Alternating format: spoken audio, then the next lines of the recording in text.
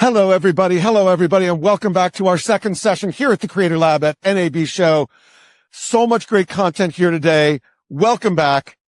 This next session is going to talk about how the world's biggest brands are really working with creators and what does enterprise scale creator marketing actually look like when it gets put into place. So we're going to explore top companies, how they tap creators, how they fuel campaigns, how they launch products and build loyal audiences with measurable results. And that measurable results part is really important because creators and measurement and big companies go hand in hand. And the better they're measured, the more money that these big companies will give to creators. So we're all invested in that. So this session, I want you to please welcome Amy Salazar, EVP of Client Services at the team. She will be moderating. Jen Adams, co-founder and creator. Her handle is at Interior Designerella, which I love. She also runs businesses Go to Links and Driven. Jennifer Cho, the Chief Customer Officer at Creator IQ. And finally, Brendan Idelson, the Chief Ecosystem Officer at Zoom. Amy, Jen, Jennifer, Brendan, come on up. The stage is yours. Big round of applause, everybody. Thank you. I've got note cards because honestly, I was so excited to meet with everyone on this stage and wanted to make sure I had every question perfectly laid out. But we're going to start with a little bit more in-depth intros to make sure you know who you're hearing about today. So can I start with Jen Adams? Absolutely. How's everyone doing? Woo, it's a party. We're going to have fun here. You have to be louder than that. It's all good. We're still, I don't know, in Vegas, do they wake up now or are they still sleeping? I don't know. But I'm just, yes, I'm Jen. I'm really excited and honored to get to be here with all of you and everyone here on the panel. So thank you so much for having me. My purpose is to serve, and I feel like I get to do that in a few ways. One is being the creator behind Interior Designerella. I'm extremely grateful for the community of over 3 million there. And I'm also the co-founder of Go to Links, which is a link in bio tool made by creators, me, and for creators specifically for optimizing affiliate links. And then the last one is Driven. That is my ads agency. And we are laser focused on helping creators scale sales, drive value for brands, and build the life of their dreams. We love that. I think in Vegas, nobody went to bed yet. Actually. Oh, right. The city that never sleeps. Kept going. Wow. You guys look amazing. That's how you wake up?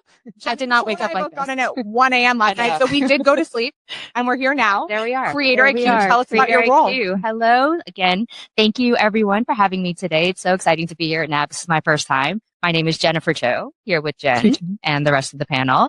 I'm the Chief Customer Officer at Creator IQ. I have the honor and privilege of working with over 1,400 of the largest enterprise brands, in addition to agencies and mid-market brands around the world. So it's so nice to be here today, and I'm excited about the conversation.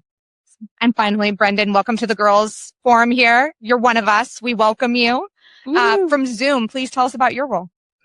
Well, it's great to be here today and representing sort of both sides, because with Zoom, not only do we have tools that creators are using these days, but we actively partner with creators to share the message about Zoom. And so it's exciting being on both sides and talking about that story. In terms of Zoom, I work on building out the ecosystem and how we connect to the larger platforms and bring everyone together. So really excited about our conversation today. Thank you all for being here. So as we all got together to prepare for this panel, one thing we unanimously agreed on is a lot has happened in the creator space over the past decade or so. I think we all remember a time when brands would come to agencies like the one that I work at. I work for the team. One half of our company is brand creative work. The other half is talent representation. So I get to see how the sausage is made on both sides. But the brands would come to us with a big creative platform, and we'd tack on a creator or an influencer, as we called them at the time. And it was fun, and maybe it was experimental, and we were testing to see how it drove results. No longer the case. We know that creators are absolutely integral to the success of any major brand launch or investment in a new product or sales. So, Jennifer, too, we're going to start with you. Sitting in Creator IQ, you get the back end to all the data. You get to see how everyone is coming to these campaigns. Give us the history. How did we end up here?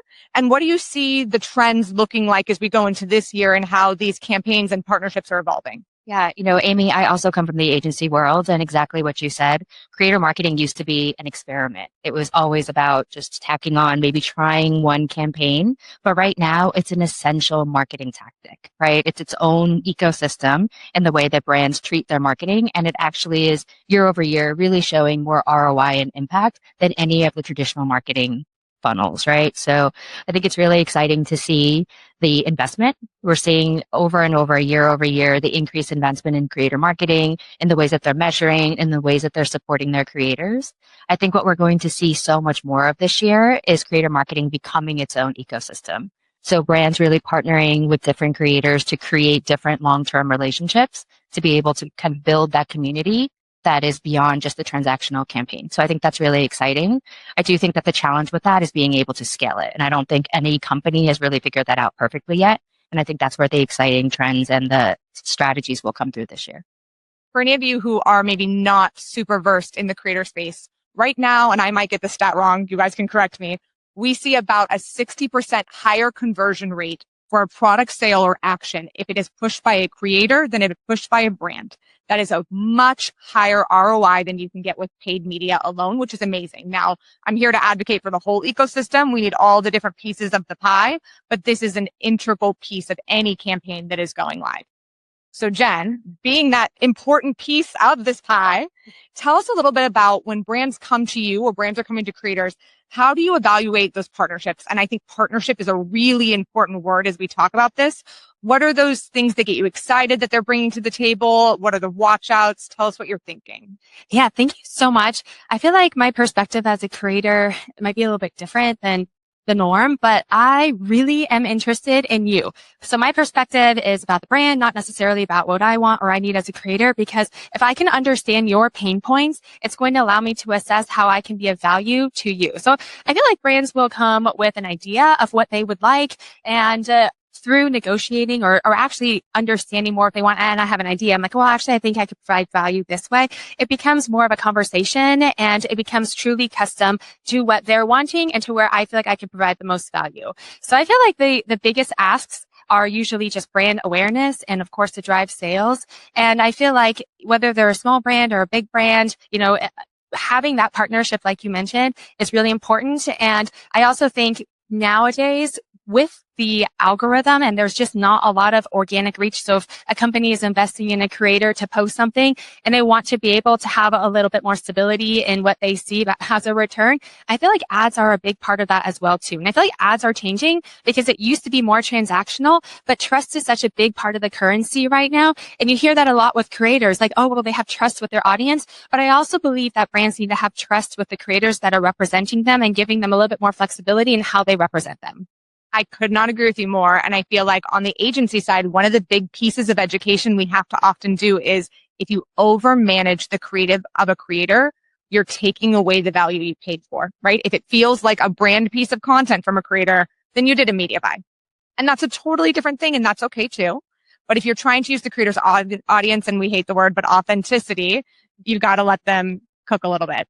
So Brendan, you also sit in a unique seat because you are facilitating opportunities for creators through your platform, through what it creates. And you guys are hiring creators. Tell us about both sides of the puzzle for you. It's exciting to work on both sides, but it really works well together. And the reason I say that is as I look at how we work with creators on the brand side, creators bring an amazing perspective, and they're what brings a voice and a truth to Zoom's product and our message, and really showing the use cases in real world situations, going beyond Zoom's just meeting platform, but all the features and functionality that we have grounded in use cases that are key to these creators. And so that's what's so powerful with this, is that it really is that authenticity and truth that you're talking about. And that's where it's fun being on both sides, because they're telling that story when we are connecting with them, but also they're using these tools for their businesses.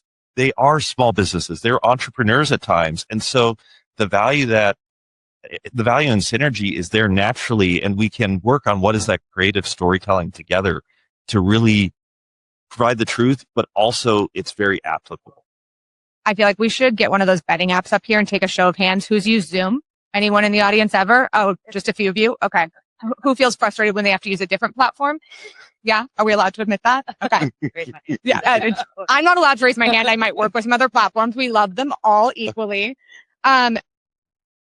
when you're thinking about Creator IQ and its platform evolution when it comes to creators, maybe start by telling the audience a little bit about what Creator IQ does for anyone who doesn't know. And how do creators and maybe also the creative teams that are working on these campaigns help influence how the product is evolving? And can you tell us anything that's coming soon? Oh, maybe in the secret space that we have here. But Creator IQ is the world's largest enterprise operating system for influencer marketing. So we have two sides to our business. So one side is the creator workflow management. So how do you run a campaign? How do you find your creators? How do you actually go through the approval process in a way that's efficient and makes sense, right? That brings all the stakeholders to the table. The other side of our business is all about the analytics. And I think that's where it's so exciting that the industry is still really evolving. We just talked about how creator marketing is becoming its own marketing channel in and of itself. So I think there are a lot of metrics that you can use that are directional. But right now, what's exciting is that our platform allows you to look at what we call a suite of metrics and make sure that you're mapping success based on what your campaign or the work you're trying to do looks like, right? So campaign is transactional. You have different metrics to make sure that you are impacting an event at Coachella, right? Like you have the right influencers, you have the right content, the right storytelling. But then, how do you look at the building of an ecosystem? That's more of a long-term play. And we see that the growth and retention of a community actually shows the growth and retention of your customer, right? There are so many kind of directional metrics that actually show that, but how do you actually lean into those to make your program better? And I think what's really exciting about Creator IQ is that we get to work with the customers that are doing the most impactful creator programs around the world, and we listen to them. So we continue to evolve our platform to make sure that we're supporting them both on the workflow side in addition to the analytics and measurement side. We do have some very exciting things coming. Please tell us. None of us will tell secrets, right? There's no media here. No media at all. But we did just announce our new partnership with Sprinkler, which is very exciting because now you can see all of your metrics in one place. So we do have quite a few customers that overlap. So just the amount of information that you can process in one platform becomes so much stronger. So we're really excited about our Sprinkler partnership. And then we also are working through Safe IQ. So Safe IQ is more than just a brand safety metric for enterprise customers. When you're talking about long-term programs, you want to make sure that the people that you're working with actually align with what you're trying to do, right? So I consider Safe IQ to be more about suitability than it is about safety, because you just want to make sure that the creator and the brand make sense, right? Like we talk about authenticity. I like to talk about how the relationship is organic, right? Like the creator is a true fan of the brand and the brand appreciates what the creator and the identity they're bringing to the table and informing the brand does for the brand. Great. For anyone who might not be familiar with Sprinkler, it's an integral tool for anyone who's running social media campaigns across platforms that allows you to see all your posts, your content, your data. So the combination of these two is really a game changer for any marketing team who's trying to find efficiency and effectiveness across their investments. I want to talk about measurement in a minute, but first I want to pause one more time and go back to Jen and say, tell us, when you're looking at a brand that's a Fortune 500 brand, right? A big brand, a Zoom, anything like that. How does the evaluation process for that authenticity or organic partnership look different or the same when you're talking to a startup or a smaller brand or maybe a brand you're invested in? I don't think it matters. At least for me, I feel like every brand that comes to me, I treat them with the same perspective. And so you are coming to me to help you scale. And so I want to see how I can do that. So I need to understand where your pain points are. It comes back to that. But there are brands that come to me and ask to work together. And I will be honest and tell them that I don't think I am the best fit for them. And I will bow out and offer it to another creator. So I truly am interested in making sure that we're aligned and not just taking on the work. I want to do a good job. And I am so data driven and performance driven that I want to do a good job for you. I love that. And as an agency lead, let me tell you, we really appreciate that because I will be honest with a brand when I say this is someone who takes on everything and they deliver okay versus this is someone who's really particular and they will over deliver for you and it's worth the investment. Brendan, let's start talking about measurement. I know it's a big question, but it's really important, right? We're spending a lot of money in this space. It's the fastest growing marketing piece of the marketing pie.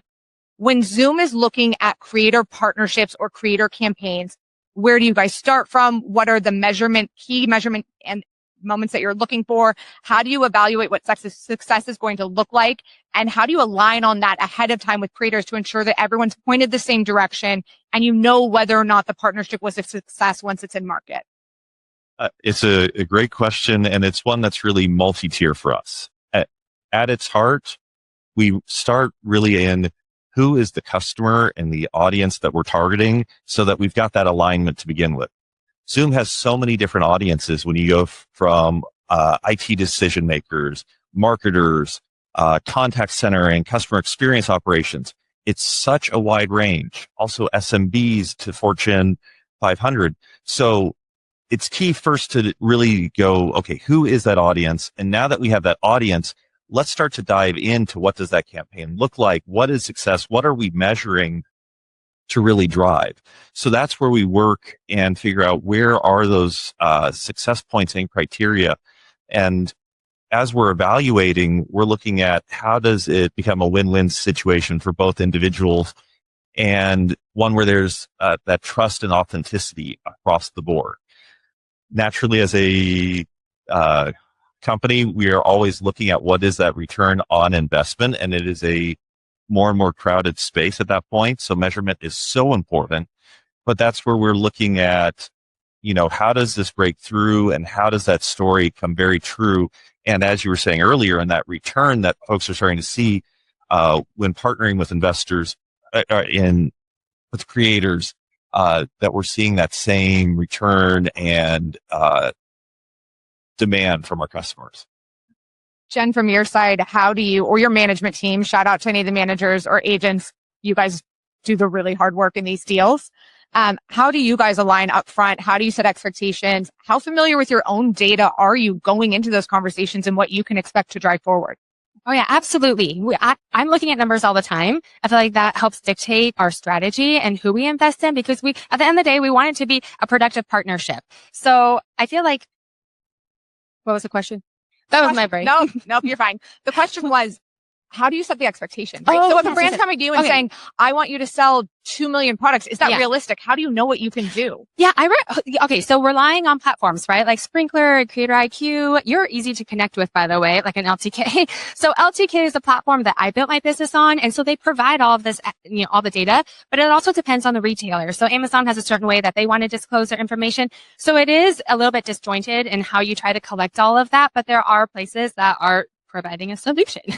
And so we do our best with what we are given, but we're absolutely data driven. I remember when I was first starting out and I sold like 200 pairs of like Mark Fisher shoes. And I didn't really I've never actually worked with an agency, and now I have one on my own. I don't know. It's kind of weird, but I'm passionate about it. And I just remember I reached out to them directly and I was like, hi, here are my numbers. Look how many I sold. Like, I'd love to have an opportunity to work with you. And based off of those numbers, they're like, wow, okay, sure. Let's develop something together. So I feel like having those numbers and showing that you have a track record, or at least showing, like, if I'm not working directly with Mark Fisher at the time, like showing a difference, like Sam Edelman wearing those shoes, right? Having an ability to show that I can push sales is really great. So I want to be able to present data when I'm approaching brands. I think that's an interesting part of this space, right? I heard in the last panel, they were talking about whether AI was taking over the creator space. And I really loved what one of the panelists said about, we follow the creators because of who they are. AI can't replace that, right? I follow you because you're you. I'm all over the place. Yeah, but that's what makes it great, right? That's what makes it fun. I want to actually see your real life. I want that peek behind the window. AI can't give me that. So when you start to think about how important it is to marry that creative with those results, because it is a business at the end of the day, it's a really fine line that you have to walk. Sometimes it works. Sometimes it doesn't. And that's okay. We call it test and learn on the agency side. It's how we kind of, cover it up if it wasn't quite right, but that's also important. So Jennifer, tell us about test and learn. Tell us about how your platform and your team helps brands optimize and understand when things work, why they worked. And also when they didn't, what tweaks or edits you might recommend for the next round, because it's certainly not just to give up and don't do it again. No, I think the whole influencer industry right now is a little bit of a test and learn stage, right? When we talk about the maturity of programs in the US around the world, it really depends on there's so much nuance to the work that we do. So I feel like we're still very much in the test and learn. What's really important to us at Creator IQ is what Jen was talking about. It's transparency around the data, right? Depending on where in the funnel you're trying to make an impact for your campaign, your metrics are different. Your success metrics are different. So for us, it's really important to empower not only creators, but also the brands to look at all of that data and have a conversation, right? Like what worked, what didn't. But, for my recommendation for creators would be, hey, like, beyond the campaign, really look for the context around what the brand is trying to do with their influencer program. You know, like where in the funnel is your work with them and how can you create recommendations, be a true fan, like actually partner with the brand above and beyond an influencer campaign. Can you get involved in product? Can you get involved in research? Can you get involved in just some of the more kind of directional, like ways that we can think about like marketing for the product in general? I think for brands, the most important thing is to look at your relationships with your creator community as its own ecosystem. Different levels, different creators, different audiences that you're bringing to the table, and really being intentional about the community that you're curating because they are a reflection of what you're trying to do in the world, right? I mean, I think I'm really excited about creator ecosystems actually informing brands and making sure that they become kind of like a collectively like sourced identity versus this kind of transactional, let's leverage a creator to like hit a goal, right? So I think that's really important. And it goes back to a human truth of this too. You have to treat people well. So you've got to treat your creators well. The creators need to treat the brands well. Nobody wants to work with someone they don't like. Just call it what it is. And I think that's equally as important as the metrics, because if you're not able to have those productive conversations or evaluate whether or not something is working in a responsible and respectful way, the partnership's not really a partnership, right? It's just pay to play. Okay. I'm going to ask you all the same question. What's the biggest trend? If someone is going to launch a campaign tomorrow, what's the biggest trend or opportunity they have in the creator space today? Brendan? I know you hate that I made you go first. I watched you like avoid eye contact. Well, I mean, I think the biggest trend that we've seen right now is the thing that came across in everything that we've said is the measurement and metrics really matter. And so leaning into that and understanding what that means and how that is going to change is so critical right now. And brands are looking at these metrics in different ways depending on the outcomes they're trying to achieve. So being able to lean into knowing those metrics, being able to align with the brands on it is just so critical. Jennifer? going down the line. Yeah. We'll be fair. We're going to be equitable. We'll go the other way. I have one more of these. We'll go the other way for the other one. I love it. I think what I'm really excited to see this year is really a continuation of what I've been talking about. I really want to see creator created brands. So I'm not talking about celebrity brands. That's very different, right? Like one phase, kind of like launching a makeup product or whatever, a makeup brand or whatever that is. I'm really excited to see brands work with creators and their creator community all the way from micros all the way up to build and really have that dialogue with creators to build their company and their brand. I think that's really exciting. And I hope to see a lot of that this year. Jen agrees with you.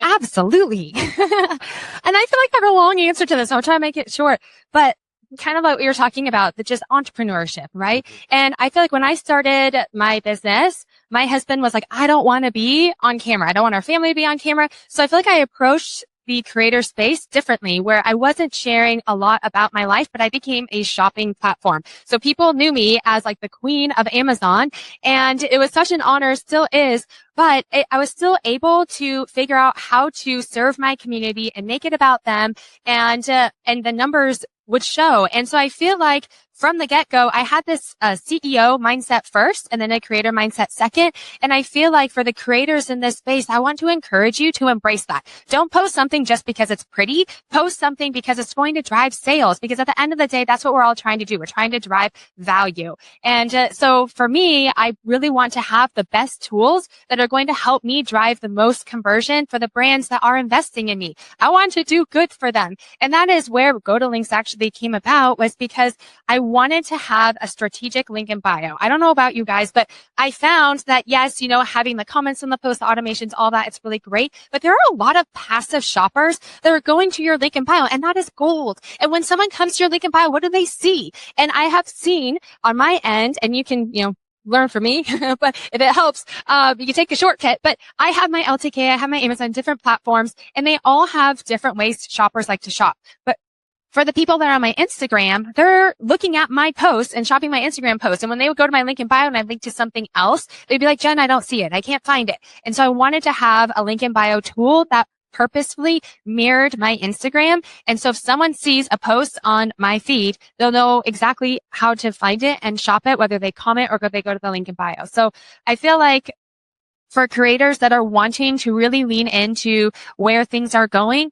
Be strategic. Use tools like, and that's another thing I want to say. So ads, sorry, am I going too long? You're literally answering my next question, so keep going. Okay. Do you want to ask me the question? No, because my question was like, tell us how Go to Links was Oh, inspired. So okay. like, keep going, please. Okay, well, I love that question. Thanks for the You're question. doing my job for me. Okay. I'm not as good as you. So, but yeah, so with Go to Links, it's designed to optimize affiliate sales. So if a brand wants me to make my posts easy to shop, I need to make it easy for them to find. And there are a lot of great link in bio tools that are very editorial.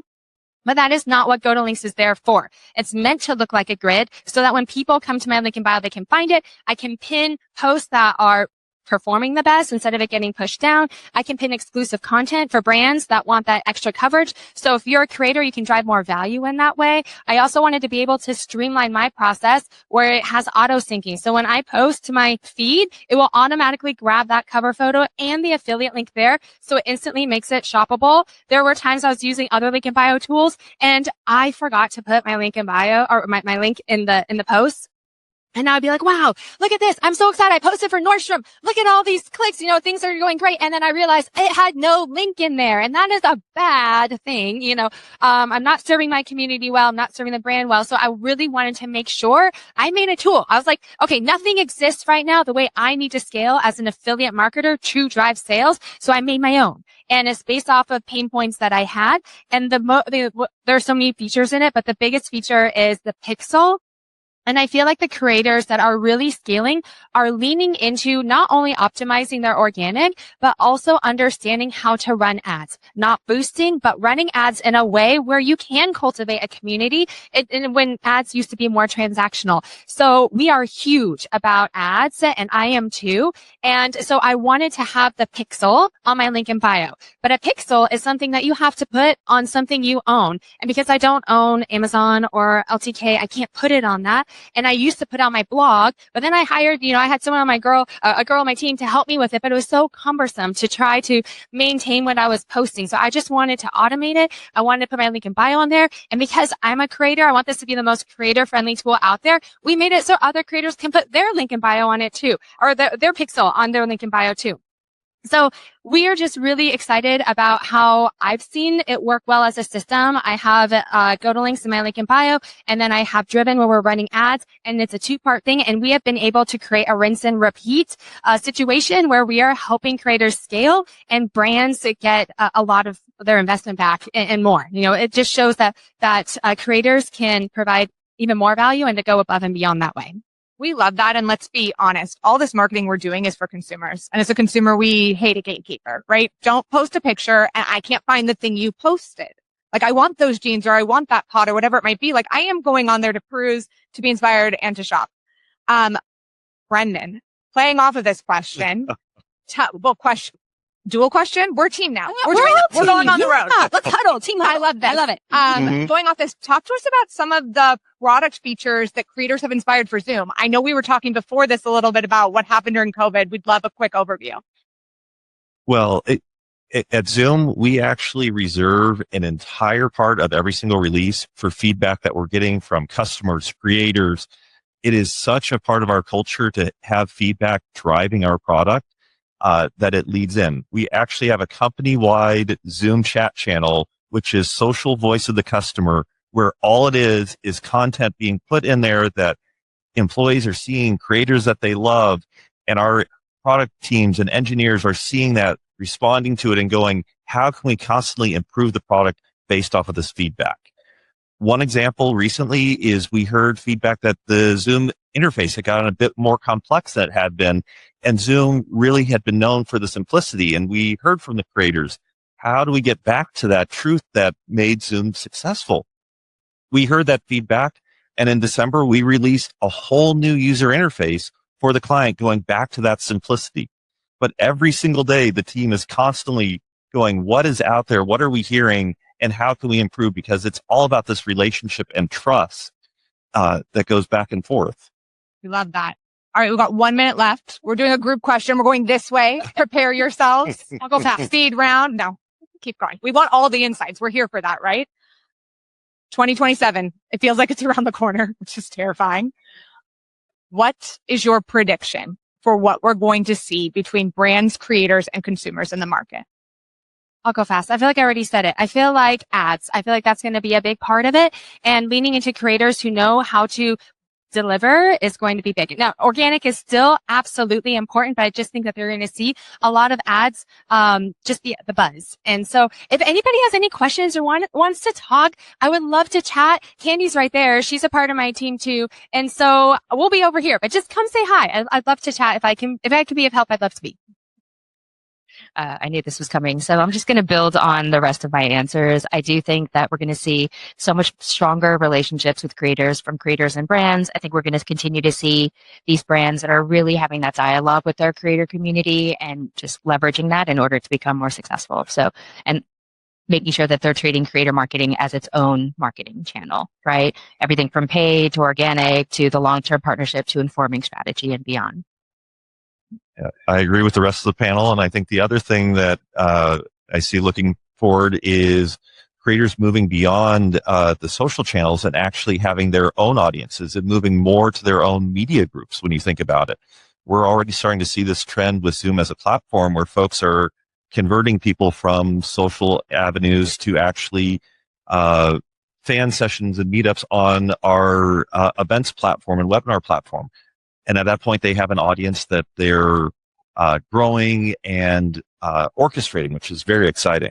We love that. Well, speaking of the audience, thank you all again for being with us on a Sunday. We appreciate it so much. If you've got questions, grab us afterwards and enjoy the rest of your NAB.